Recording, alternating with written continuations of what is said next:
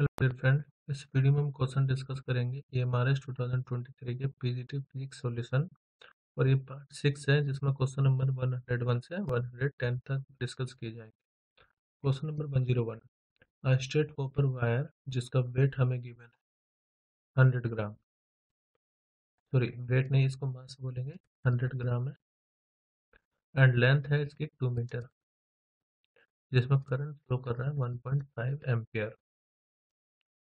हमें बताना है कि minimum magnetic field that needs to be applied to keep the wire suspended in the mid air is about. देखो, concept होता है कि अगर कोई एक्सटर्नल मैग्नेटिक फील्ड में प्लेस हो और उसमें करंट फ्लो कर रहा हो आई, तो उसमें फोर्स लगती है आई एल क्रॉस वी। जो फोर्स लगेगी वो परपेंडिकुलर होगी मैग्नेटिक फील्ड, और जो जिस डायरेक्शन में करंट फ्लो हो रहा है उसके परपेंडिकुलर फोर्स लगती है।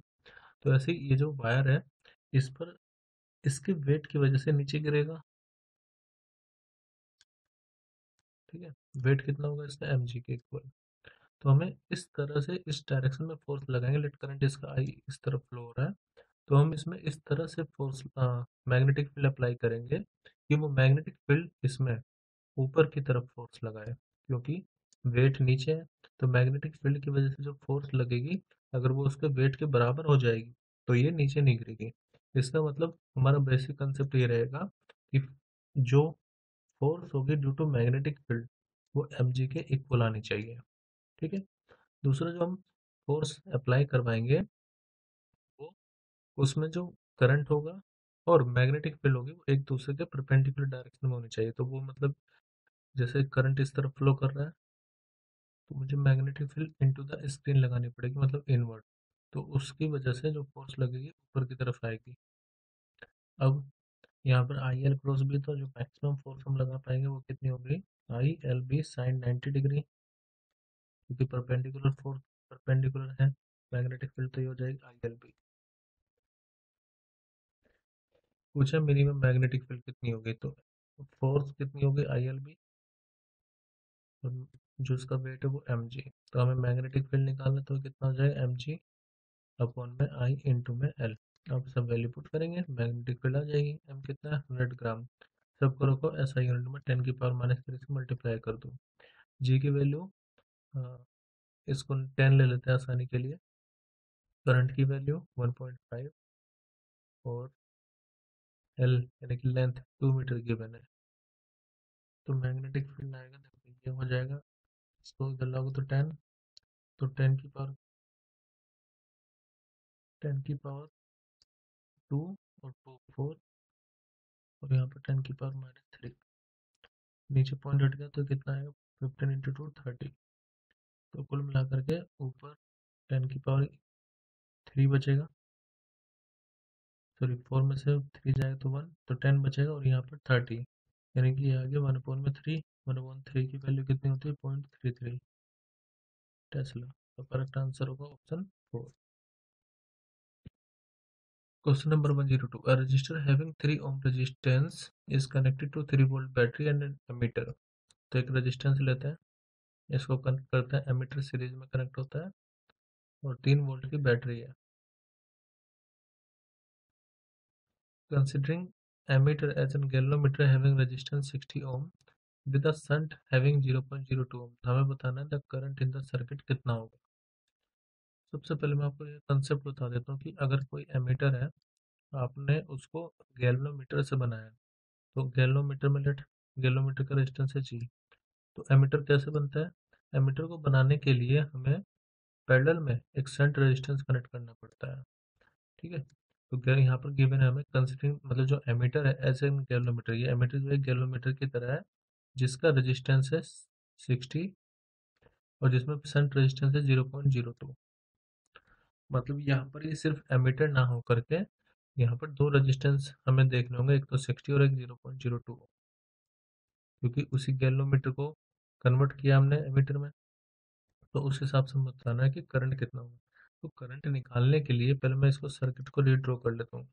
एक तो 3 ओम रेजिस्टेंस हो गया, दूसरा जो गैल्वेनोमीटर या किलो एमीटर का टोटल रेजिस्टेंस होगा वो कैसे होगा, वो यहाँ पर दो रेजिस्टेंस पैरेलल में कनेक्ट है, एक तो 60 और एक 0.02, और फिर बैटरी कनेक्ट है 3 वोल्ट की, बैटरी का अपना कोई इंटरनल रेजिस्टेंस नहीं गिवन है। अब करंट निकालने के लिए हमारे पास फॉर्मूला होता है V equal to I R. तो करंट निकालने के लिए हम क्या करेंगे, V अपॉन में आर इक्विवेलेंट। तो सबसे पहले हमें इस सर्किट का आर इक्विवेलेंट निकालना पड़ेगा, जो भी आएगा हम 3 को उस आर इक्विवेलेंट से डिवाइड कर देंगे। तो 3 अपॉन में आर इक्विवेलेंट। तो सबसे पहले ये दोनों पैरेलल में कनेक्टेड है, तो इनका आर इक्विवेलेंट निकालने, अगर पैरेलल में आर इक्विवेलेंट का फॉर्मूला होता है, मैं इसको आर जी बोल रहा हूँ, एमीटर भी बोल सकते हैं, 1/60 प्लस 1/0.02। तो आर ए की जो वैल्यू आएगी, मतलब आर जी किलोमीटर का जो नेट रेजिस्टेंस आएगा, मैं इसको एमीटर ही कह देता हूँ क्योंकि कम्प्लीटली एमीटर की तरह काम कर रहे हैं।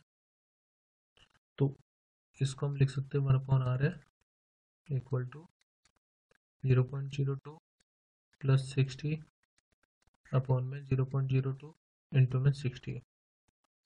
तो ये वैल्यू आएगी 0.0199। अब आर इक्विवेलेंट कितना हो जाएगा, तो आर इक्विवेलेंट 3 यहाँ पर है प्लस एमीटर का रेजिस्टेंस, तो 3 में हम ऐड कर देंगे 0.0199, जो कि टोटल आएगा 3.0199। अब 3 को डिवाइड कर देते हैं 3.0199 से, तो अप्रोक्सीमेटली 3.0 कह सकते हैं। तो ये 1 एम्पियर ही आएगा। तो करेक्ट आंसर होगा ऑप्शन 2, 1 एम्पियर। जनरली जो एमीटर होता है उसका रेजिस्टेंस कम ही होगा, क्योंकि जब आप उसको गैल्वेनोमीटर से कन्वर्ट कर रहे हो एमीटर में, तो आप शंट रेजिस्टेंस जिसकी वैल्यू वाकई में बहुत कम होती है, तो एज एन इक्विवेलेंट रेजिस्टेंस जो कि पैरेलल में कनेक्ट किया है, तो वो इक्विवेलेंट रेजिस्टेंस एमीटर का बहुत कम आता है। तो यहाँ पर अगर हम डायरेक्टली भी कंसेप्ट लगाते हैं तो 3 और 3 को डिवाइड करके 1 आ जाता है एम्पियर में। बट फिर भी देखना चाहिए कि कितना आ रहा है मीटर का रेजिस्टेंस। क्वेश्चन नंबर 103, इसमें हमें बताना है कि इनमें से कौन सा पैरामैग्नेटिक सब्सटेंस हो सकता है। तो इसमें लेड होता है डायमैग्नेटिक, गोडेलिनियम होता है फेरोमैग्नेटिक, सिलिकॉन होता है डाया और ऑक्सीजन होता है पैरा। तो यहाँ पर पैरा पूछा था, तो करेक्ट आंसर होगा option 4। Question number 101, two battery having non zero EMF E1 and E2 have internal resistance R1 and R2 respectively, और उनको पैरेलल में कनेक्ट किया जा रहा है। हमें पता है कि E2 E1 से कम है, तो how about the equivalent EMF कितना होगा। तो पहले एक सर्किट बना लेते हैं।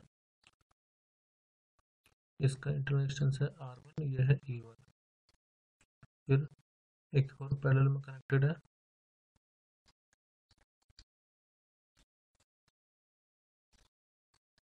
दैट इनका इक्विवेलेंट है E, और यह है E2 और यह है R2।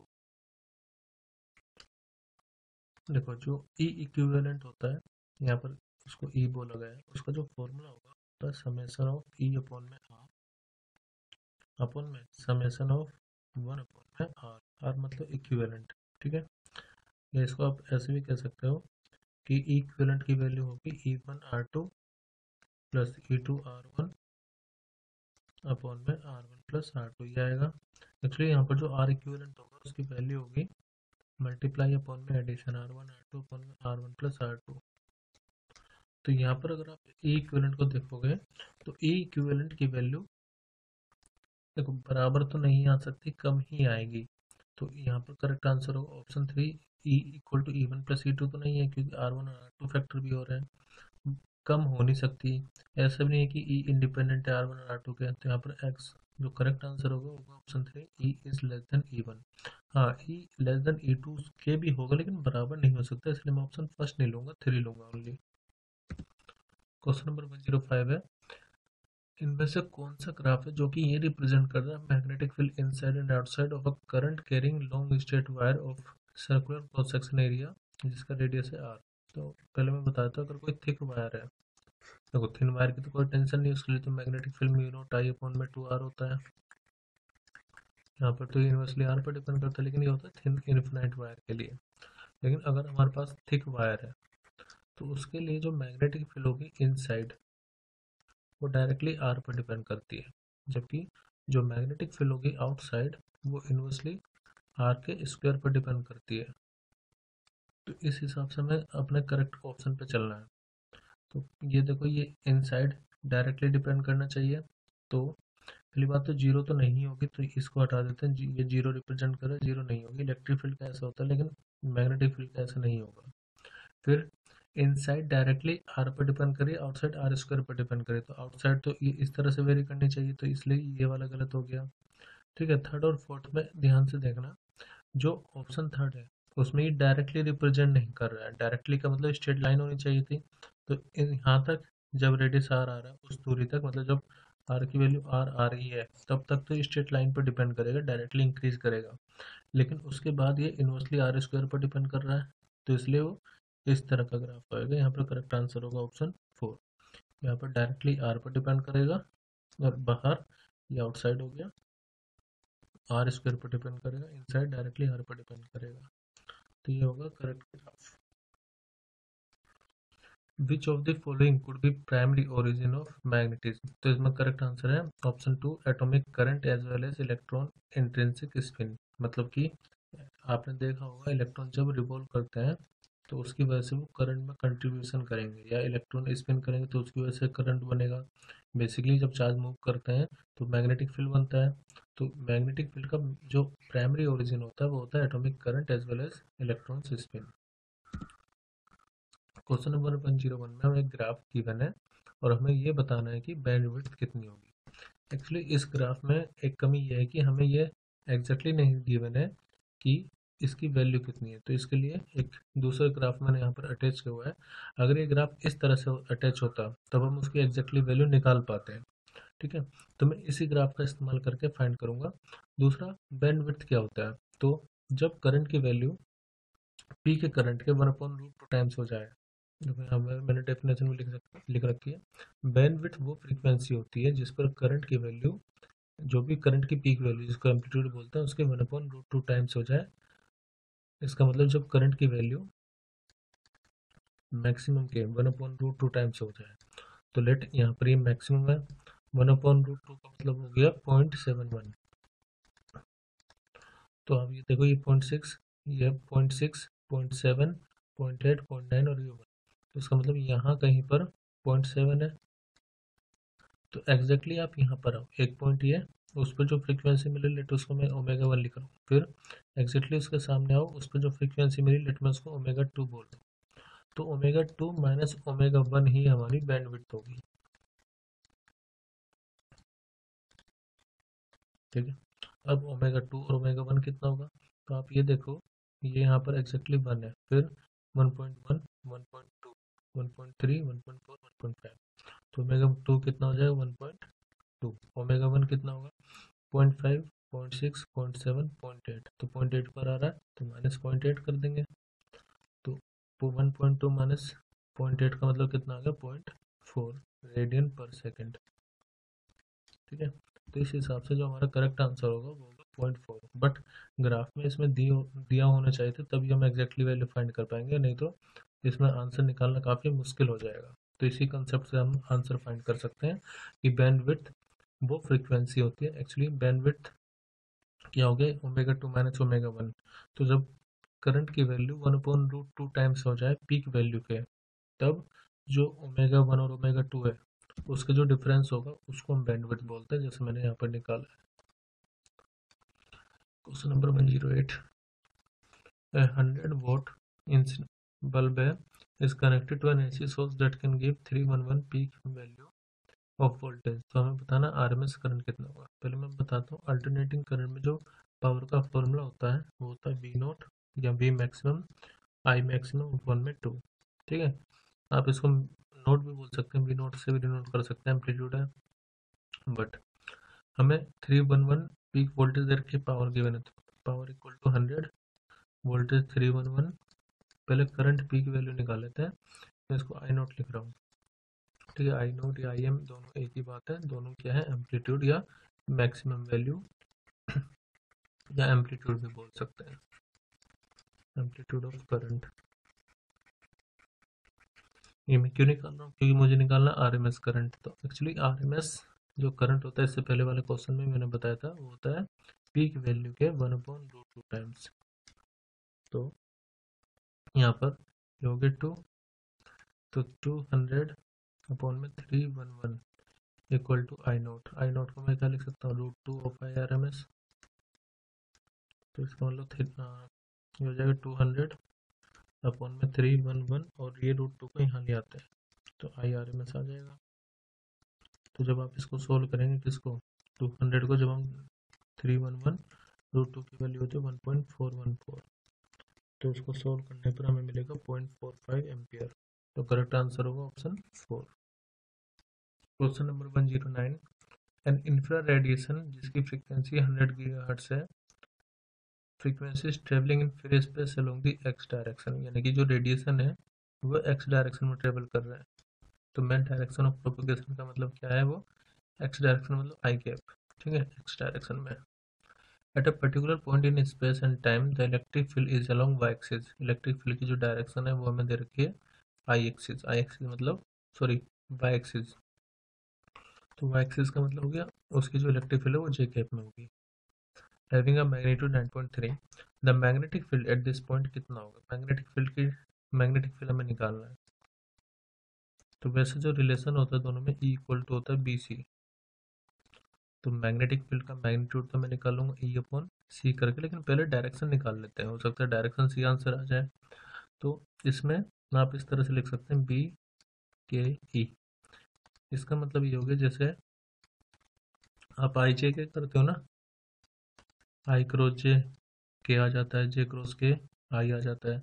ऐसे यहाँ पर अगर आप B क्रॉस K करोगे तो E कैप की डायरेक्शन पता लग जाएगी, K क्रॉस E करोगे तो मैग्नेटिक फील्ड की डायरेक्शन पता लग जाएगी। फिलहाल हमें क्या करना है, हमें मैग्नेटिक फील्ड की डायरेक्शन निकालनी, तो हम K क्रॉस E करेंगे। K कौन सी एक्सिस में है, आई कैप में। मैग्नेटिक फील्ड कौन सी एक्सिस में है, जे कैप में। तो आप कर दो I क्रॉस J, तो I क्रॉस J का मतलब K कैप। तो जो मैग्नेटिक फील्ड होगी वो K कैप में आएगी, मतलब K डायरेक्शन में आएगी। अब आप इन सब में से देखो K कैप कहाँ पर है, इसमें तो I कैप है, ये नहीं होगा। इसमें प्लस K कैप है, इसमें भी K कैप है, और इसमें माइनस K कैप है। माइनस तो नहीं होगा, तो माइनस वाला भी हटा देते हैं। अब डायरेक्शन हमें पता चल गई, ऑप्शन 2 और 3 में से करेक्ट होगा। मैग्नेटिक फील्ड निकालना है, तो देखो इलेक्ट्रिक फील्ड कितनी है, 9.3। उसको हम डिवाइड करेंगे 3 × 10⁸ से, क्योंकि सी की वैल्यू इतनी होती है। तो कितना आ जाएगा, 3.1 × 10⁻⁸, और डायरेक्शन क्या आएगी, के कैप। तो इसलिए करेक्ट आंसर होगा ऑप्शन 2, मैग्नीट्यूड 3.18, 10⁻⁸, और K cap. Question number 110, which of the following phenomena plays the role of inertia in physical sense. देखो अगर आप एक सर्किट ले रहे हो जिसमें इंडक्टर है L, तो उसके लिए पोटेंशियल एनर्जी का फॉर्मूला था ½ L I²। कैपेसिटेंस है, कैपेसिटेंस के लिए फॉर्मूला होता है एनर्जी का 1/2 Q²/C। इसके अलावा अगर मान लीजिए कोई स्प्रिंग है या कोई ऑब्जेक्ट है, ऑब्जेक्ट ले लेते हैं जिसका मास है m, और उसमें वेलोसिटी है v, तो उसके लिए फॉर्मूला कितना होता है, ½ mv²। ठीक है, फिलहाल हम कैपेसिटेंस की बात नहीं करें क्योंकि सभी ऑप्शन में इंडक्शन गिवन है। तो जैसे आप यहाँ पर फॉर्मूला देख रहे होंगे ½ mv², तो ऐसे ही यहाँ पर ये फॉर्मूला ½ Li²। तो यहाँ पर मास क्या होता है, मास एक तरह का इनर्शिया ही होता है। तो देखो यहाँ पर v कंसिक्वेंस होगा I का, और जो m होगा वो कंसिक्वेंस होगा L का। ठीक है, तो इसका मतलब ये हो गया, जो मोमेंट ऑफ, सॉरी, जो इनर्शिया यहाँ पर रोल प्ले करता है वही इंडक्शन, सेल्फ इंडक्शन यहाँ पर रोल प्ले करेगा, मतलब L यहाँ पर करेक्ट आंसर होगा। L को हम क्या कहते हैं, self coefficient of self induction. तो इसलिए करेक्ट आंसर होगा option 4, self induction only. Self induction inertia का रोल प्ले करता है इंडक्टर सर्किट में।